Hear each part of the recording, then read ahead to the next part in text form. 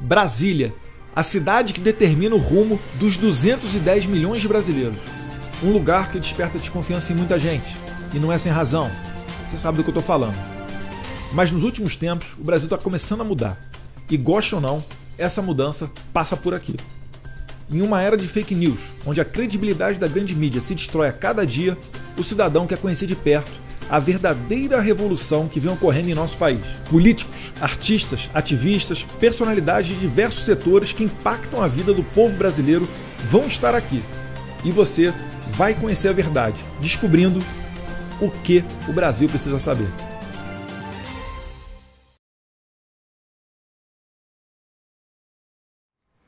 Ministro Sérgio Moro, muito obrigado. O senhor está aqui. Para mim é uma honra, né? Receber o ministro que se tornou mais do que referência em combate à corrupção, também uma referência de caráter, e formando o governo Jair Bolsonaro, aqui nessa primeira entrevista nossa do Brasil Precisa Saber.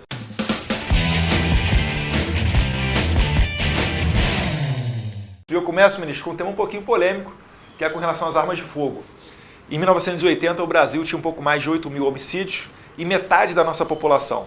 Ou seja, nos dias atuais era para termos então cerca de 16 mil homicídios.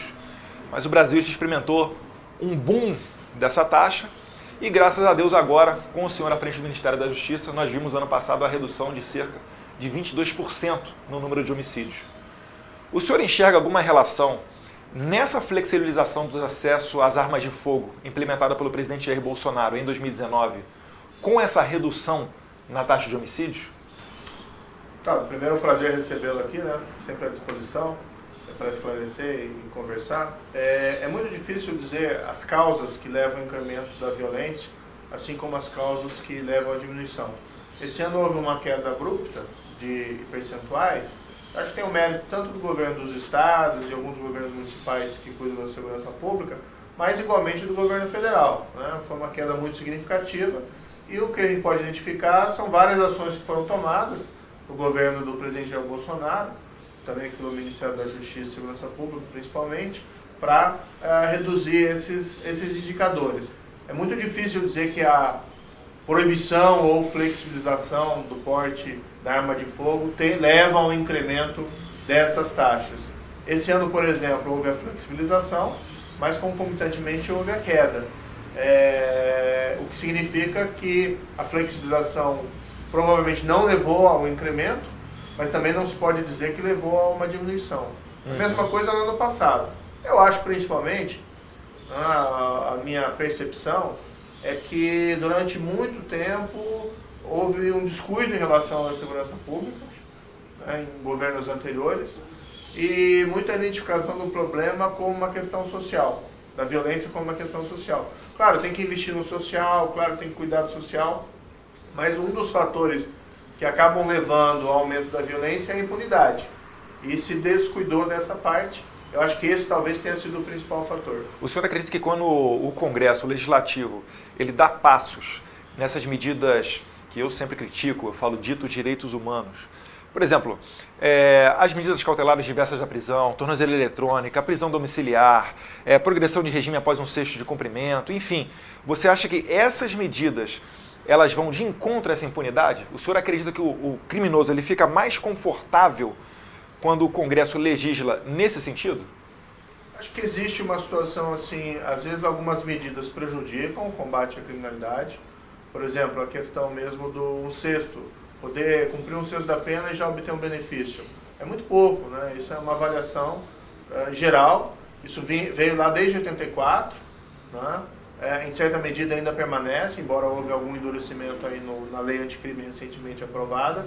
Parabéns, esse aí foi... Parabéns para o governo, né? Acho que foi uma conquista do governo, do Congresso também.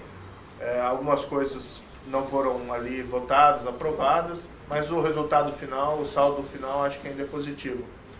Mas veja, além disso, tem um simbolismo. Quando se aprova uma medida assim que relaxa demais, manda um recado errado para a criminalidade. Ao contrário, quando se faz algum endurecimento, não só na legislação, mas também como política pública, eu acho que manda um recado importante para a criminalidade. A questão, por exemplo, que foi feito no início do governo do presidente, da transferência das lideranças da organização criminosa, a principal organização criminosa do país, para os presídios federais, isso tem um aspecto simbólico muito relevante, além do valor da medida em si.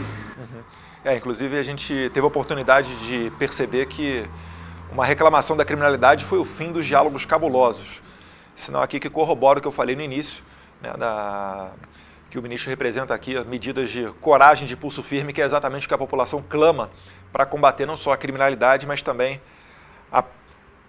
o incremento, né, da punição, acabar com a impunidade no país. Ministro, o senhor tem algum projeto em mente para enviar para o Congresso Nacional, por exemplo, uma redução da maioridade penal que está parada lá no Senado? Tem alguma bandeira da segurança pública que o senhor pretende enviar ao Congresso esse ano? Nós tivemos o carro-chefe ano passado, que era o projeto de lei anticrime, foi aprovado, aquilo acabou atraindo nossa atenção e foco todo ano passado. Esse ano nós queremos encaminhar projetos mais pontuais. Estamos discutindo com vários parlamentares, com a bancada de segurança pública, para tentar também encontrar uma convergência, né, de projetos. Entre eles, algumas coisas até simples. A gente quer deixar na Constituição expresso a Força Nacional de Segurança Pública, para dar mais segurança para a gente poder, eventualmente, trabalhar numa modelagem legislativa dessa Força Nacional de Segurança. O modelo atual é interessante, mas acho que cabe aí alguns aprimoramentos. A questão da maioridade penal, existe uma proposta de emenda no Senado, realmente está parado. Eu, em princípio, sou simpático na redução da maioridade para 16 para crimes gravíssimos. É o que está previsto lá no Senado, né? Foi emendado na Câmara, está parado no Senado. Está aí uma boa oportunidade para a gente retomar essa bandeira, que é mais uma, né, que a população pede muito nas ruas para nós parlamentares. E ontem, ministro, eu abri para perguntas na internet. E uma delas foi da juíza Ludmila Lins Grilo. E ela perguntou no sentido de como é que ficou a questão da audiência de custódia. E você tem a previsão, como é que ficou a audiência de custódia no pacote de crime, né? Essa pergunta minha. E ela clama ali por algumas mudanças, visto que nem sempre consegue-se o poder. Por exemplo, os presídios têm pessoas suficientes para fazer a escolta do presidiário, até a presença de juiz, enfim. Como é que ficou a audiência de custódia no pacote anticrime? Esse é um ponto bem interessante. Quando a gente formulou o pacote anticrime, a gente ouviu diversos setores de segurança pública, dos estados, e uma das grandes reclamações são as escoltas, né? O gasto enorme de financeiro com as escoltas e até o risco dos policiais, né? O risco da população. E uma das propostas que nós tínhamos era aumentar a utilização de videoconferência, inclusive para audiência de custódia. Então, estabelecer que a videoconferência passaria a ser uma regra e não uma exceção. E eu achei que isso seria aprovado com muita tranquilidade, para falar muito bem a verdade. Mas não foi aprovado. Foi inserido algumas coisas relativas à audiência de custódia, uma em particular era bem preocupante, mas o ministro Luiz Fux suspendeu, em boa hora, que previa que se não fizesse audiência de custódia em 24 horas, o preso ia ser automaticamente solto, né? Aí uma situação assim, às vezes, por questões operacionais, não se consegue fazer realmente. Vamos pensar lá na região norte, que às vezes tem do local da prisão até o local do próximo juiz, são centenas de quilômetros, às vezes com deslocamento via barco. E como é que fica? Vamos supor que fosse um criminoso preso em flagrante por um crime cruel, né? Sei lá, estupro de criança, por exemplo. Vai soltar em 24 horas porque não fez audiência de custódia? Mas o ministro Luiz Fux, agora recentemente, suspendeu, a pedido de uma ação de direito de constitucionalidade do CONAMP, suspendeu essa norma, né? Eu acho que, claro que a gente respeita muito o Congresso, mas não foi das melhores propostas ali aprovadas. Mas isso não estava na proposta original do governo. Isso é complicado. Eu lembro que nas 10 medidas de combate à corrupção, o projeto ele entrou na Câmara como uma demanda popular para combater a corrupção, para combater a impunidade, e depois de alterações feitas no Congresso Nacional, estava saindo como um projeto para controlar, principalmente, juízes, promotores e a Polícia Federal. Graças a Deus, uma medida do ministro Luiz Fux também, do STF, essa proposta foi barrada. Mas voltando aqui um pouquinho nessa questão, o senhor acredita que no meio jurídico existam pessoas que lutem pela abolição do direito penal? Isso existe mesmo dentro do meio jurídico? Pessoas que tentem colocar adiante medidas que vão assim ao encontro do desencarceramento por acreditarem que esse sistema prisional ele não devesse mais existir? Tem toda uma discussão sobre isso. Por exemplo, muitas vezes falam no Brasil que existe um encarceramento excessivo. Isso é um pouco questionável. Em números absolutos, a população carcerária do Brasil é elevada realmente, mas nós somos um dos países mais populosos do mundo e também, lamentavelmente, um dos mais violentos. Agora, se nós formos considerar a taxa relativa de encarceramento por 100 mil habitantes, o Brasil não fica numa posição ruim.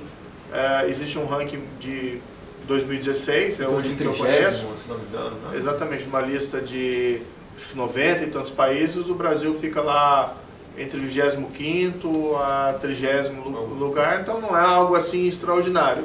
E se nós formos pensar nas nossas taxas, nossos indicadores criminais, que caíram, ótimo, né? Perfeito, mas ainda são elevados, realmente eu não acho que há um encarceramento excessivo. Quem conhece da prática o judiciário, vê hoje em dia que é muito difícil o juiz manter uma prisão cautelar, porque existe toda uma pressão para que não seja enviada a pessoa para prisão, existe um discurso nesse sentido, então é muito raro, salvo criminosos muito violentos ou criminosos multireincidentes, a manutenção de prisões cautelares. Então eu sinceramente não vejo isso como um grande problema, não. Claro, nós temos que tratar da superlotação dos presídios, mas não se pode resolver isso abrindo a porta das cadeias, né? Porque daí quem fica vulnerável é a população que está fora. Com certeza. Ministro, mudando um pouquinho de assunto, né? Recentemente teve uma polêmica com o documentário Democracia em Vertigem, que foi inclusive indicado para o Oscar. Em que pese no início do documentário ser ressaltado que se trata de uma visão particular dos produtores, eu acho que aquilo ali beira a ficção. O senhor assistiu esse documentário? O senhor tem uma opinião formada sobre esse assunto? Porque assim, tem que tomar uma aspirina para conseguir ver aquilo dali. Mas muitas das vezes, quem está no exterior, o estrangeiro, que não conheceu a realidade do Brasil, não viu o movimento do impeachment, né? A Lava Jato colocando peixes grandes, às vezes até políticos, dentro da cadeia, ele pode até pensar que aquilo dali é a expressão da realidade. O senhor tem uma opinião formada sobre o documentário? Eu não tinha assistido, né? Quando houve essa indicação ao Oscar, eu fui lá ver, né? Sim, não mata ninguém. O que eu acho, realmente, a diretora no começo, ela é bastante honesta ao apontar, olha, eu sou, não sei se é filiada, ou sou muito simpática ao Partido dos Trabalhadores, Lula é meu herói, então, assim, fica muito claro que ela tem uma perspectiva onde ela faz o documentário. Agora, para um documentário, eu acho que daí presta realmente um desserviço aos fatos, porque é uma visão muito deturpada daqueles acontecimentos. O impeachment e a própria Lava Jato tiveram um maciço apoio da população brasileira, inclusive as maiores demonstrações de massa, de rua, desde as diretas já, né, as pessoas contra o governo da presidente, contra um sistema de corrupção, né, muito forte. Isso fica muito escondido no filme e passa, a meu ver, para as pessoas de fora uma visão errada sobre o Brasil. Mas, como eu disse, pelo menos tem aquele começo que deixa claro onde que a cineasta se posiciona. Faltava só colocar uma vírgulazinha a mais ali para estender o comentário dizendo da proximidade dela e de seus familiares com relação a Andrade Gutierrez, que inclusive foi uma das maiores beneficiadas dos empréstimos do BNDES ao exterior. Então a gente está de olho porque realmente essa isenção nem sempre existe, né? Eu acho assim também, se permitir agregar um dado aqui, são fatos que não tem uma concatenação. A Lava Jato, totalmente com a questão do impeachment e a eleição do presidente Jair Bolsonaro, são movimentos que foram distintos. Claro que existe um contexto no qual o presidente foi eleito, mas assim, o impeachment não tem nada a ver com a eleição do presidente Jair Bolsonaro. São coisas dissociadas. Isso me lembra até um fato curioso, que antes da eleição de 2018, tem o vídeo do presidente Jair Bolsonaro quando ele encontra com o senhor no aeroporto. Ele faz a continência, o senhor o cumprimenta e depois já segue ali o seu caminho normal no aeroporto. E eu achei engraçado porque naquela época, obviamente como eu estava do lado do meu pai, acompanhando todo o trabalho dele, muitas pessoas fazendo chacota. Olha, o Bolsonaro é tão inexpressivo que o Moro não está nem aí para ele. Só que essa narrativa ela mudou. quando o presidente fez o convite para o senhor vir para o Ministério da Justiça, né? Aí começaram a tentar criar um enredo de que não, era tudo macumunado, veja, ele fez a Lava Jato para tentar um cargo no governo. Para deixar claro, ministro, existia alguma conversação entre o Jair Bolsonaro e o senhor nos tempos de Lava Jato, antes de 2018? Não, nunca houve. Aquele episódio do aeroporto, na verdade, aconteceu o seguinte, eu estava lá no aeroporto e estava conversando até com a atualmente senadora Maria Gabrilli, Maria Gabrilli, perdão, e já fazia algum tempo tinha um certo assédio, né, das pessoas, então toda hora o pessoal vinha lá interromper e tal, etc. Aí eu terminei de conversar com ela, saí e veio o seu pai, né? E eu não reconheci, na verdade. Então ele chegou, fez a continência e tal, cumprimentei-o, né? Mas assim, eu sinceramente, né, não sabia. Daí saí. Aí depois eu vi que o pessoal explorou, né, na imprensa, dizendo que eu teria esnobado, coisa assim. Ah, não é do meu feitio, né, ser mal educado com ninguém. Na época eu liguei pro seu pai, inclusive, né? E falei com ele, olha, peço desculpas pela exploração do episódio, não foi minha intenção e tal. E ficou por isso mesmo. Mas a verdade é que não tinha relação nenhuma. Eu fui realmente, isso já falei publicamente diversas vezes, fui sondado pelo ministro Paulo Guedes, uma semana antes do segundo turno, se aceitaria, e depois falei com o seu pai depois que ele foi eleito, né? Eu não tive uma relação próxima antes e nem uma relação distante, fora esse encontro casual, né? Então foi... Bacana, isso aí nem eu sabia não, Paulo Guedes uma semana antes chegou a sondar o senhor? Chegou uma semana antes, Eu falei publicamente até, ano passado, ele foi até Curitiba e perguntou, mas isso ficou... não foi levado ao público, nem seria apropriado, né? Porque poderia afetar, acho que poderia afetar, né? Poderia soar como um gesto para tentar afetar a eleição e não havia necessidade, seu pai estava na liderança e enfim. E para ganhar do PT não precisa de nada não, é só falar a verdade e não roubar, né? Enfim, pessoal, caminhando aqui para o final, ministro, penúltima pergunta. Quando da minha indicação para a Embaixada dos Estados Unidos, eu recebi alguns livros. Um deles foi um livro chamado Caráter e Liderança, 9 estadistas que construíram a democracia no Brasil, do Luiz Felipe Dávila. E um dos estadistas que existe lá no livro é o Joaquim Nabuco. Certo. Joaquim Nabuco foi o nosso primeiro embaixador nos Estados Unidos em 1905. Aliás, os Estados Unidos, que além de ter sido o primeiro país a reconhecer a independência do Brasil, também foi o primeiro país a ter uma embaixada nossa. Mas um pouco antes, ele era muito crítico da escravidão no Brasil. E às vezes o Joaquim Nabuco ele se utilizava de pseudônimos, ou seja, do anonimato, para escrever as suas opiniões nos jornais, criticando ali políticos que eram a favor da escravidão e etc. Em tempos de CPMI da fake news, ministro, o senhor acredita que é válido o anonimato para fazer essas críticas, principalmente na internet? Como é que o senhor enxerga essa questão? Bem, primeiro deixa eu dizer que também sou um grande fã do Joaquim Nabuco, né? Escreveu o Estadista do Império, que é um livro clássico sobre a história do Império, principalmente do Segundo Império Brasileiro, né? Também o abolicionismo. E é um exemplo de resiliência de parlamentar, porque veja que o movimento abolicionista, eles levaram muito tempo para conseguir abolir a escravatura, tiveram algumas vitórias parciais que em parte soavam como derrotas, que, por exemplo, a lei do ventre livre, a primeira lei áurea, que era a libertação dos escravos mais velhos, eles queriam a abolição total, mas essas medidas eram paliativas, a revelar que assim, não se pode desistir, né? Então eu vejo, por exemplo, essa questão do movimento anticorrupção brasileiro, é natural que tenham reveses, que tenham avanços, mas o importante é a gente mirar a direção certa, né? E saber que não pode desistir diante de eventuais problemas pontuais nessa trajetória. A questão do anonimato lá na CPI, do fake news, olha, puxa, eu tenho uma opinião sobre a CPI de fake news, mas eu vou me reservar o direito de não falar. O que nós temos hoje é uma rede social que as pessoas se expressam, né, muito, às vezes há exageros, né, normalmente não gosto desses exageros, mas assim, é uma liberdade de expressão que tem que ser preservada, né? É um espaço de comunicação, é um espaço de debate, é uma forma das pessoas se aproximarem. Eu acho que as pessoas têm que ter um certo autocontrole nesse meio, mas enfim, eu não vejo isso como sendo um grande problema atual. Acho que é um certo exagero em relação a isso. Não existe um problema em as pessoas se comunicarem e se expressarem. O Código Civil brasileiro, inclusive no início dele, ele tem eu não lembro agora de cabeça qual artigo exatamente, mas ele resguarda o anonimato desde que não seja cometido nenhum ilícito.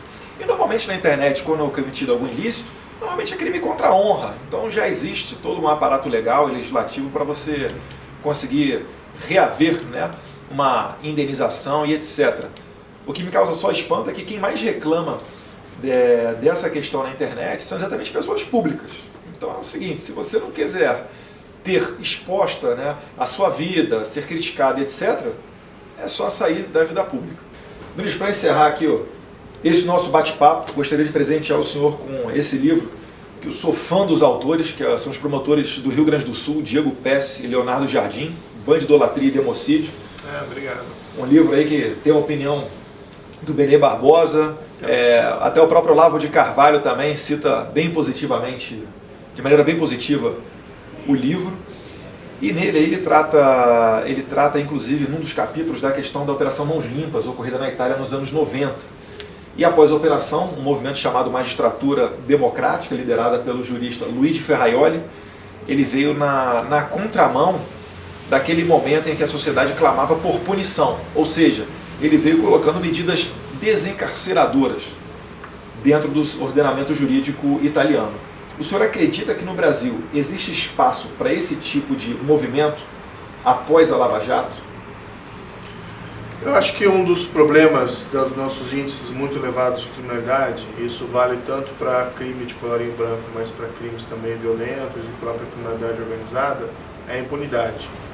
Então eu sempre fui um defensor da redução da impunidade.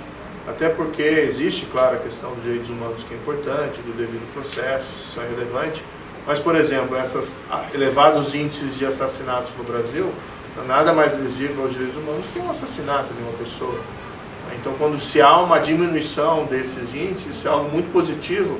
E vamos colocar aqui quem é mais exposto a essa violência urbana no Brasil, inclusive, são as pessoas dos grupos mais vulneráveis. Quem, por exemplo, sofre com locais dominados por criminosos, traficantes ou coisa parecida, normalmente é a população mais vulnerável, não é o Leblon lá no Rio de Janeiro, mas sim lá as comunidades muitas vezes desamparadas. Então é importante combater a criminalidade, é importante reduzir a impunidade, claro, sempre no âmbito da lei, mas é engraçado que muitos desses movimentos que surgem na esteira de uma ação do Estado, principalmente contra o criminoso de colarinho branco. Aí que vem esse tipo de preocupação e tal. Acho que é o contrário. Acho que no Brasil nós estamos bem, talvez, espero que estejamos no caminho certo, não é? de reduzir essa impunidade de todo esse tipo de criminalidade. Temos que ficar atentos. Não acho que exista um espaço e nem seja conveniente uma discussão nesse sentido agora de diminuição das punições desses crimes graves. E crime grave eu identifico tanto criminalidade violenta, crime organizado e crime de corrupção ou de colarinho branco. Todos são um problema. O senhor escuta música? Escuto. Já ouviu falar na rádio Shockwave Radio, a primeira rádio conservadora que está na web? Não, olha, eu ouço música, mas eu confesso que não sou a pessoa que fica ligada muito em rádio. O pessoal falou pra mim, o pessoal da Shockwave, se você não segue, segue aí, a primeira rádio conservadora que tá na web.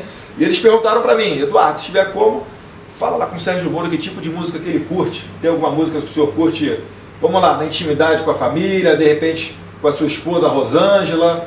Eu gosto de rock mesmo, mas meus filhos brincam que eu parei lá na década de 80, né? Então, é melhor a gente nem falar, entrar em detalhes. Tá, tem o traje a rigor, enfim. Não, tem tudo. O pessoal critica muito, né? Mas o rock brasileiro dos anos 80 era muito bom, né? Não, bacana. Ministro, muitíssimo obrigado pelo tempo do senhor. Que é isso.